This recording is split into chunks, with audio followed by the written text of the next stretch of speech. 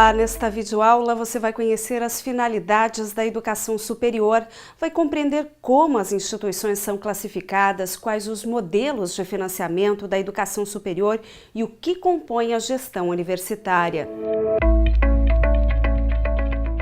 Vamos iniciar falando de finalidades da educação superior, que não se restringem somente à formação acadêmica.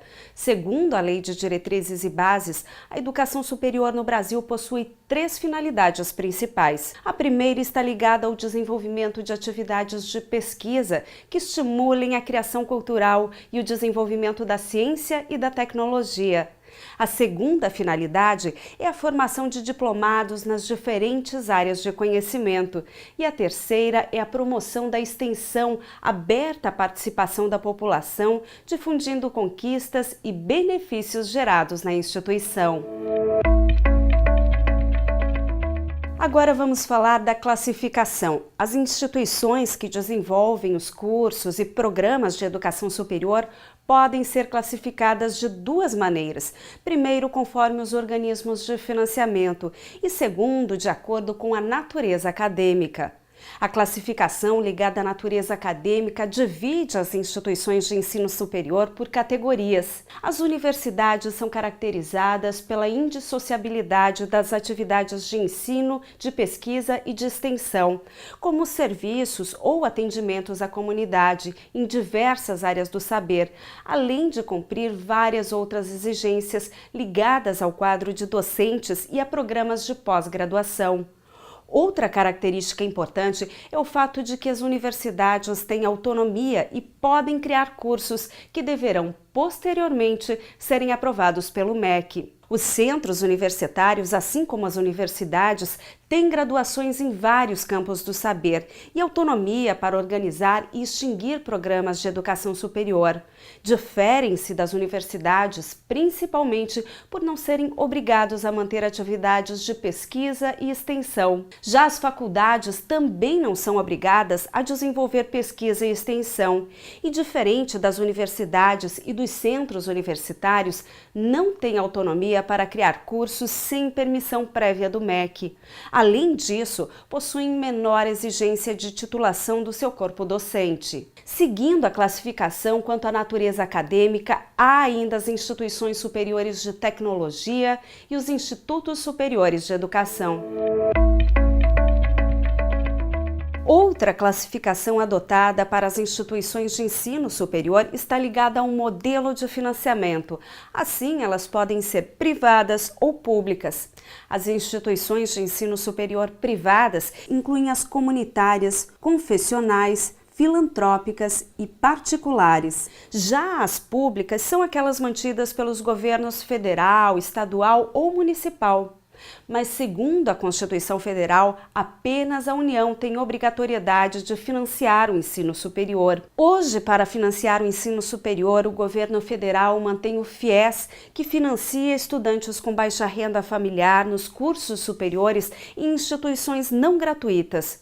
O ProUni, que reserva vagas nas instituições de ensino superior para estudantes de baixa renda em troca de isenção fiscal. E o REUNI, que prevê a expansão dos campi e dos cursos das universidades federais existentes e a criação e ampliação de novas universidades e de institutos superiores de educação e de tecnologia. Outro esforço para expandir e interiorizar a oferta de cursos e programas de educação superior no país é o Sistema Universidade Aberta do Brasil, uma iniciativa que articula a parceria entre os 3 níveis governamentais, estadual, federal e municipal, com as universidades públicas e demais organizações interessadas, objetivando o desenvolvimento da educação à distância. Por meio deste sistema, é possível viabilizar cursos de graduação e pós-graduação em rede e em localidades distantes e isoladas. É preciso destacar que muitos estados e municípios também têm investido no ensino superior público e gratuito, ampliando oportunidades de acesso. Agora vamos falar um pouco sobre autonomia universitária e seus desafios. A Constituição Federal destaca que as universidades gozam de autonomia didático-científica, administrativa e de gestão financeira e patrimonial. Entretanto, não existe uma autonomia sem um modelo de sustentabilidade financeira. A autonomia universitária deve respeitar o sistema de leis e normas e precisa contribuir com a melhoria da qualidade de vida da população e com as políticas públicas. Vamos conversar um pouco hoje sobre a gestão universitária. Particularmente, vamos dar um enfoque na gestão universitária de instituições públicas, como é o caso da Universidade do Estado de Santa Catarina. A Universidade Pública Brasileira, ela tem uma característica garantida pela Constituição Nacional, referendada no caso de Santa Catarina também pela Constituição Estadual, que é a de autonomia na sua gestão patrimonial, didático, científica e pedagógica, e também administrativa. Essa garantia constitucional ela é referendada também pela LDB, Lei de Diretrizes Básicas da Educação, e isso faz com que a gestão da universidade possua uma série de mecanismos que a diferencia de outra instituição, de outro tipo de instituição.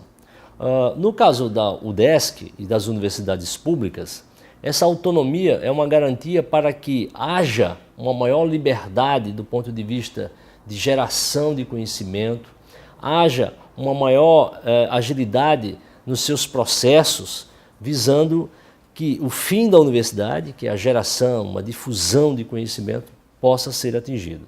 Mas essa autonomia universitária, ela tem algumas componentes que devem ser observadas. Primeiro, há de se cuidar para que evite-se uma autofagia dos sistemas universitários. Tanto o governo federal, quanto o governo estadual, quanto até governos municipais podem criar universidades públicas. E esse processo isolado de criação pode, e já ocorre em algumas regiões do Brasil, um processo de sombreamento. Quer dizer, o recurso público que está no governo federal, que está no governo estadual, que está no governo municipal, às vezes é empregado para o mesmo fim.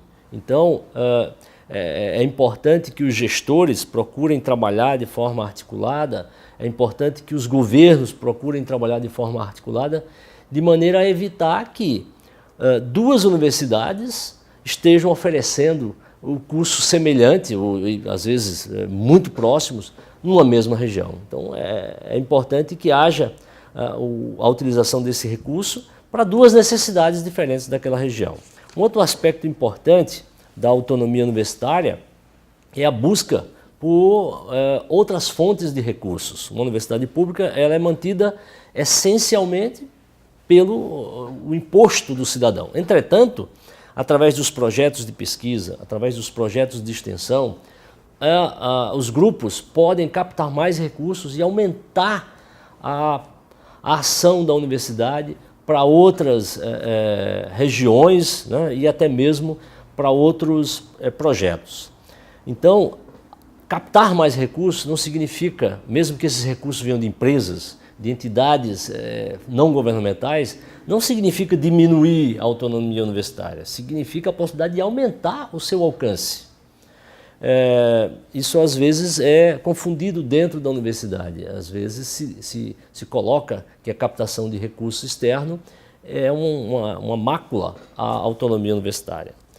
Um outro aspecto importante é a garantir que a autonomia universitária tenha uma vinculação com a sociedade. Uma universidade pública, como eu comentei, é mantida, né, pelo imposto, pela sociedade. Portanto, as ações que ela desenvolve têm que ter uma vinculação com a sociedade. Isso não quer dizer que essa vinculação seja imediata, seja de curtíssimo prazo. A geração de conhecimento ela tem que ter uma liberdade, principalmente nas áreas básicas. Mas o que se desenvolve, né, o que se potencializa, tem sim que ter, né, uma vinculação, uma ligação com os desafios, com os problemas vivenciados pela sociedade que mantém essa universidade. Um aspecto importante também da autonomia universitária é a vinculação ou não com o governo. O governo representa um povo, né? O governo tem uma série de políticas e a universidade tem um grande repertório de pessoas especialistas em diversas áreas. A universidade tem um grande repertório de projetos. Então, pode-se estabelecer parcerias, uma vinculação, né, através dos projetos, através das necessidades da sociedade, através do governo. Então, se vincular a projetos do governo ou propor projetos para esse governo, através dos mecanismos universitários, não significa de forma nenhuma perder a autonomia, muito pelo contrário, é potencializar ainda mais essa autonomia. Um aspecto que considero também importante é a autossuficiência. Quer dizer, a busca da autonomia também deve pautar, dentro da universidade, desenvolver ações, atividades para ela própria. Então, uma universidade ela pode desenvolver no seu restaurante universitário políticas que possam utilizar a sua própria produção para gerar o seu alimento, né? Uma universidade que tem uma série de especialistas na área de tecnologia de informação e comunicação pode desenvolver sistemas para que a própria universidade utilize, aumentando a sua autonomia frente a produtos e serviços existentes no mercado. E, em síntese, dizer que a autonomia universitária ela é importante para o funcionamento da universidade, mas ela não pode ser encarada como um fim em si, né? Ela tem que atender à missão da universidade e não a grupos corporativos que estão dentro da universidade ou que possam talvez estar orbitando. A autonomia universitária é uma ferramenta extremamente importante para garantir a missão universitária. Outro ponto importante dentro da estrutura da educação superior à distância no Brasil é a gestão universitária. De modo geral, a gestão universitária é composta por 5 grandes áreas: a gestão didático-científica, a gestão administrativa, patrimonial e financeira, a gestão de pessoal, a gestão do corpo discente e a gestão do corpo docente e técnicos universitários. A gestão universitária é marcada por uma série de desafios, entre eles ter um planejamento a longo prazo, sem deixar de se adaptar às mudanças nas áreas cultural, econômica, política e legal. A gestão da UDESC, por exemplo, baseia seu planejamento estratégico em um documento que orienta os rumos da gestão e do desenvolvimento por um período de 20 anos. O Plano 20 é uma política institucional perene, porém revista e atualizada periodicamente. A partir do Sistema Nacional de Avaliação da Educação Superior, 7 eixos norteiam o trabalho de gestão: universidade autônoma, responsabilidade socioambiental, excelência acadêmica, valorização das pessoas, gestão ágil e colaborativa, política de comunicação e aprimoramento da infraestrutura. Nosso encontro termina aqui. Bons estudos!